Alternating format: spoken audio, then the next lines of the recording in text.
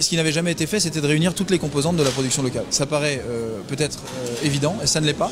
Ça n'existe pas, et ça n'existe pas même en dehors de la Martinique, dans les Outre-mer. Et donc ça, c'est déjà une première étape, ça permet d'échanger. Et on a tout le cycle de la production locale réuni, depuis la fourche, l'agriculture, jusqu'à la fourchette, le magasin. Et au milieu de ça, on a l'artisanat, on a l'industrie pour transformer, on a tout un tas de sujets.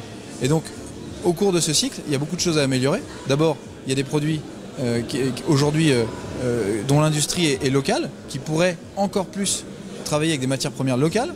Il y a des magasins qui peuvent faire mieux en termes de mise en avant. Il y a beaucoup de choses qui sont court terme, autour du pragmatisme et du bon sens.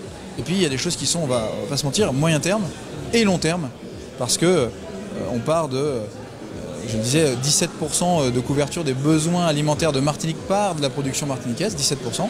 C'est beaucoup moins que les 60% de l'Hexagone et les 35% moyens des régions françaises. Il nous est parfois difficile de nous approvisionner en produits locaux.